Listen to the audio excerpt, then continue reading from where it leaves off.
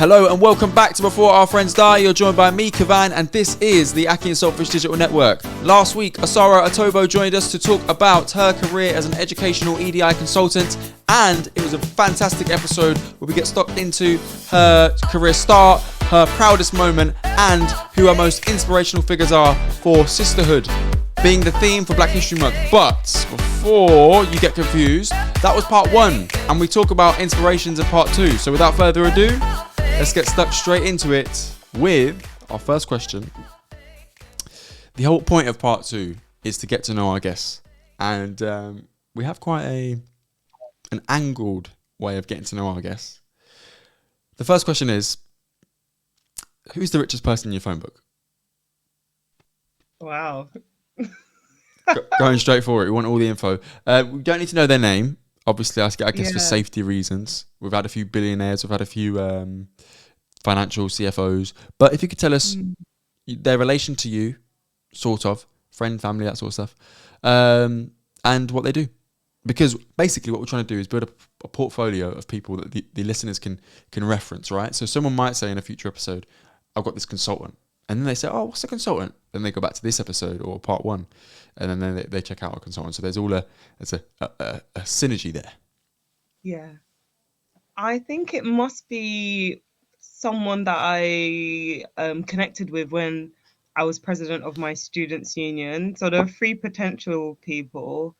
So one of them was a board member, and he's like a major director for Centrica, which is like the parent company for British Gas. So I'm assuming that he has lots of money. Yeah, he has, because my bills are high. Exactly.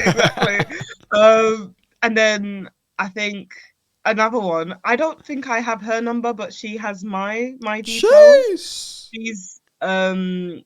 She sits in the House of Lords. She's a baroness.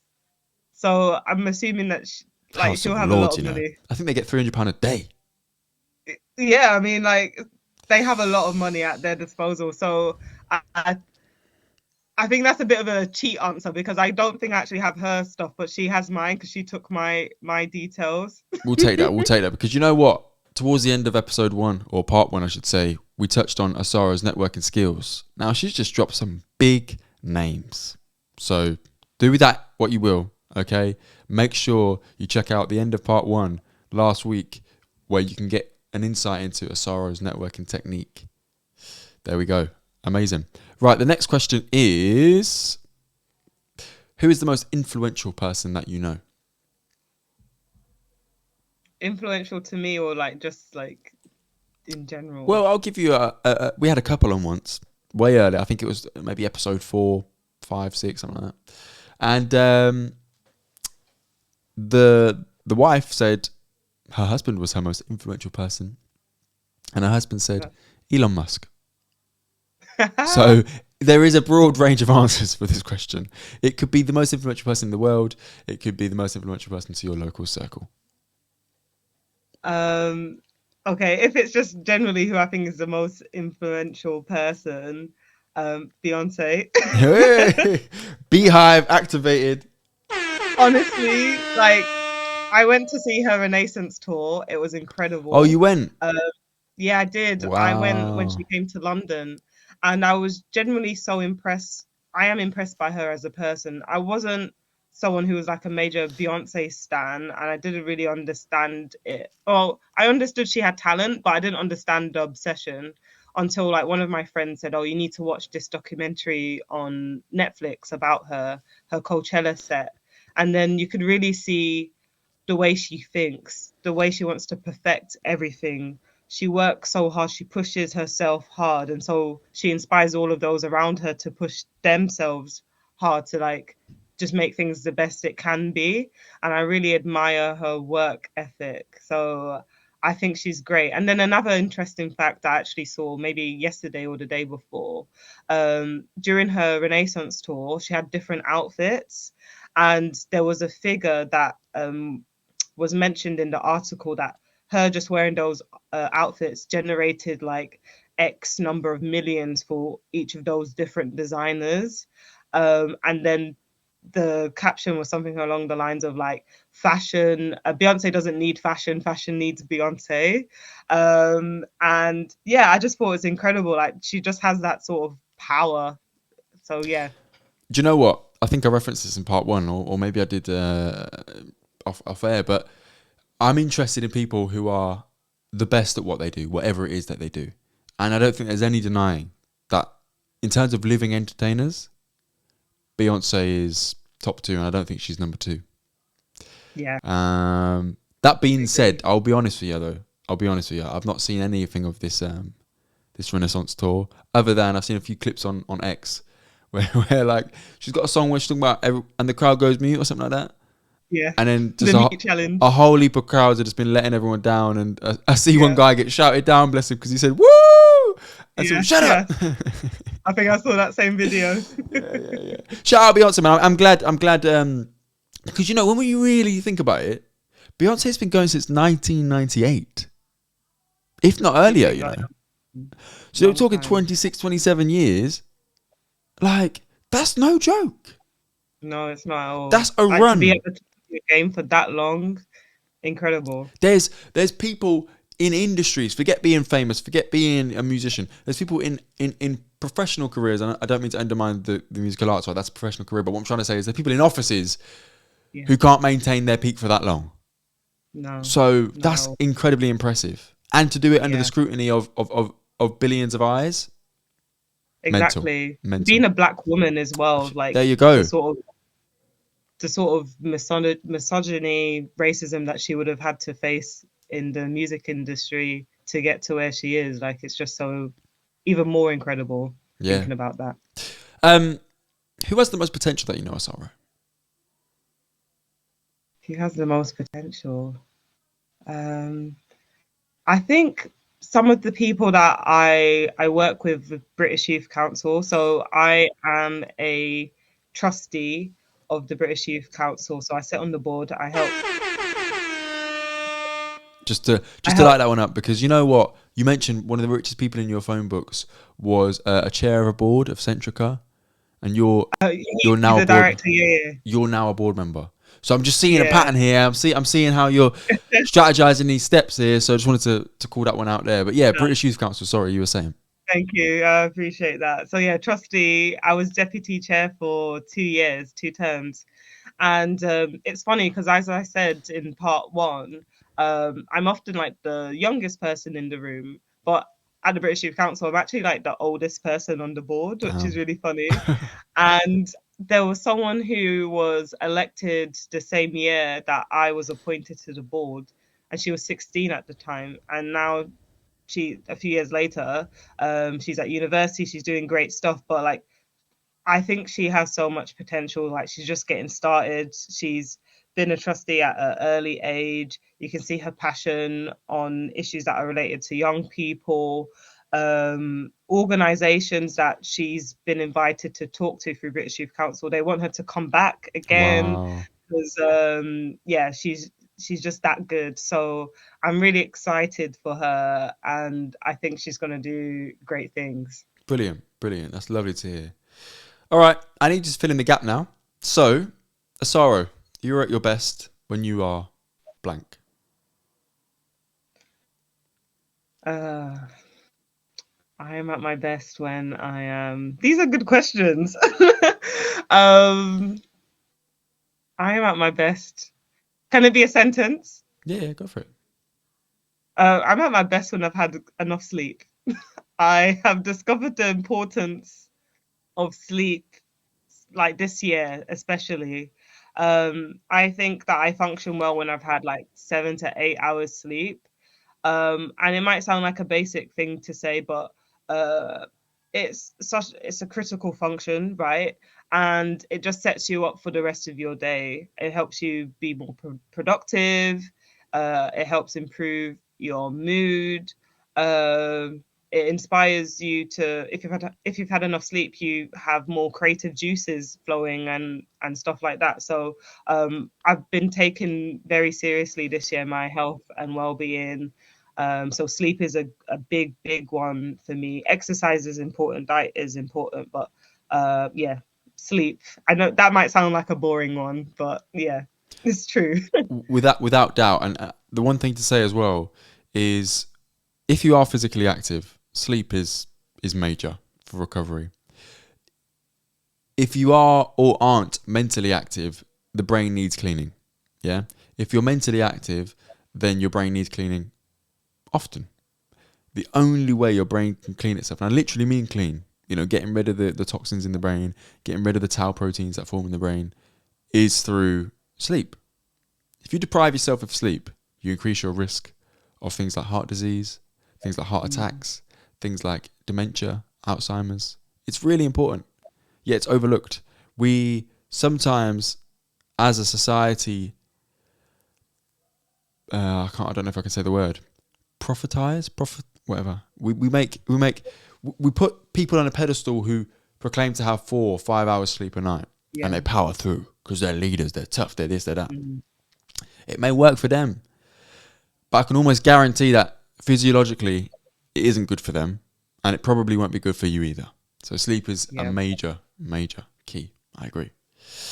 Okay, next thing. One thing you never regret doing, and this can be one thing that you've done that you're never going to regret, or it could be one thing that you do regularly that once you've done it, you never regret it. I think the thing that jumped to my mind is not regretting doing things by myself. So not having like friends or a partner or whatever stop you from doing a thing that you enjoy. So one of the things that I love doing is going to a music concert. It makes me really happy. If I think about how I spend like my money, it goes towards gigs, and that's my luxury item. There you go. And I first started doing that when I was a teenager. When my mum finally allowed me to like go to a concert by myself. I went to a Muse concert, and Muse are my favorite band. And yeah, ever since I've never looked back. So I recently saw them again twice, and I went by myself. It could be daunting, because obviously you don't have anyone to talk to, but you make friends there. And this goes back to the networking point. I've made so many friends at music concerts that I've been to by myself that I still talk to today. And then we've even ended up going to watch other concerts together in the future. So yeah, don't let not having anyone to go to a place stop you from enjoying it, because I think you would regret it especially if it's something that you really, really love, like a favorite band, favorite sports team. It could be even going to a restaurant by yourself. And that's actually one thing that I would like to try, because there are so many things that I'm like, oh, that looks really good, but some friends might not be free, or some friends might not be into that food, but I should like push myself to yeah, go. Indeed, bravery, man, bravery. And you know what? I think sometimes we often neglect that relationship with ourselves in favor of relationships with others, and Yeah, both are important. So I'll leave that with the agree. listeners. Okay. First of all, just out of interest, this isn't one of the questions, but what's the next concert you're going to see? What's the next one? The very next one, I think it might be a Fallout Boy Okay. concert. I think I'm seeing them in November, so I think they are the closest one. Yeah, so Fallout Boy, that was a band that I was obsessed with when I was growing up. And I've seen them once before, but it wasn't like their own show. It was a show with them, Green Day, and Weezer. But this will be like the very first like proper Fallout Boy concert that I see, and so it's going to be like my childhood self is going to be so That's happy a that moment I'm there. finally there. That's I a know. moment. So Wicked. that's one that I'm going to by myself. So yeah, very much looking forward to that. Own that. Where do you see yourself in 5 years? Oh. That old chestnut. Um, I would love to own my own business. So I do freelance work at the moment, and I have my full-time job. I live in London, and I want to eventually like move out of my parents' place, own my own place. It's a lot of money. Hmm. My trusteeship at the British Youth Council is going to come to an end soon. So I've done my 3 years, and that should free up a little bit more time. And I think I would love to focus on growing that freelance work into like a proper business. And so maybe in 5 years' time that would have happened, and it won't just be me, it'll be other experts in the fields that I can employ, give money to for like doing work because they specialize in things that I don't. And I very much think that the higher education space needs a consultancy that is very like centered around equality, diversity, and inclusion, and it's run by someone who is from a background like mine. Because even with like my day job, it is very white led in the senior management team. Despite like good intentions and stuff like that, there's just things that they won't see or understand because they're not from like a background like mine. And I would love to like create something that has people from like whole like different diverse backgrounds and something like that. So maybe that's what will happen in 5 years' time. Listen, I see it, I believe it. So keep us updated. I'd love to hear. I'd love for akhi&saltfish to be there for the launch. Put it out Yeah, I'll do that. Okay, this is the final question where we get to know you. So I'm not going to ask your age because it's rude, but advice you now would give to yourself 10 years ago.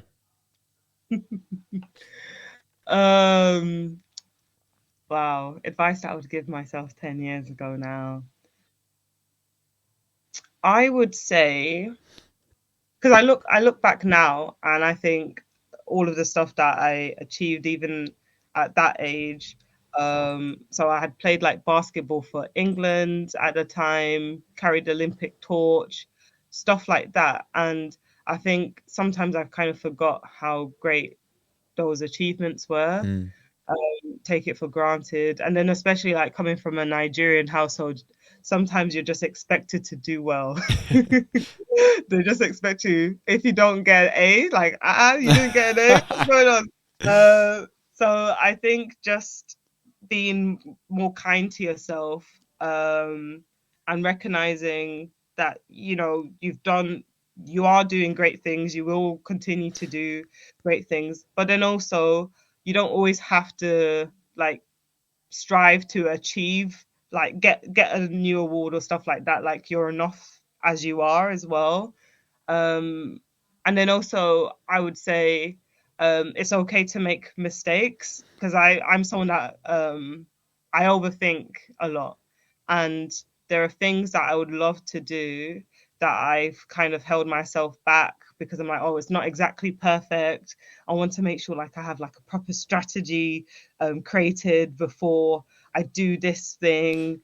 Even like with the business stuff that I just talked about, to be honest, it's something that I could have already like set the wheels in motion like a while ago. But yeah, I overthink too much. So that's probably the best advice I'd give to myself like 10 years ago. Like, try not to overthink. People are just learning as they go, honestly. People that you think are experts, like if you talk to them honestly, they're like, I'm still like finding things, I'm learning things as I'm going along. So yeah, I'd say that to my younger self. Definitely, I completely would resonate with that. And I'd even say that those who may be an expert in a field haven't completed life. You know, someone may be a fantastic business leader, terrible parent. Well, they may be a great parent as well, right? But they may be terrible at looking after themselves. There's always going to be something. That's the nature of humanity. There's always going to be something. And what we can't do is compare your whole self to a microcosm of an individual, another person, because you don't know the full picture. You never know the behind the scenes. And that is a way to sort of, again, smell the roses, give yourself the praise, and keep pushing. Don't let perfect get in the way of good either, because sometimes just getting started is the main thing. So definitely encourage you on that one. All right, that's the end of our sort of get to know section. And I had something else I want to raise, but I can't remember what it is. So if you're interested in part 3, make sure you stick around, because at some point I'm sure we'll have Osaro back to discuss how that business is going and much, much more. But until then, that has been Before Our Friends Die with me, Kavan, on the akhi&saltfish Digital Network. You've been joined by me and Osaro Otobo, educational EDI consultant, and I tell you what, extraordinaire and soon to be business owner, I'm sure. Make sure you follow her journey, Osaro Otobo, on LinkedIn and Osaro Hazel on X, formerly known as Twitter. She'd love to connect with you, and I'm sure if you leave her a personalized message on LinkedIn, she'll connect with you back. So, other thing I want to mention is please don't forget to like, share, comment, subscribe, all those great things, because it really does help us grow. You know that thing called the algorithm? That's the thing we need to hack in order to get this episode and this show where it needs to be. We have other shows on the network, including Cool, Fire, Done, Wicked if you're interested in music, and Sofa Senseis if you love all things combat sports. I've been Kavan. I'd love to hear from you. akhi&saltfish@gmail.com. Please do get in touch. And if you've got Instagram, Before Our Friends Die Pod is where you need to follow us to get all the latest clips and shows. I think I've got it all there. Thank you so much. I really appreciate your time. Take care and good night.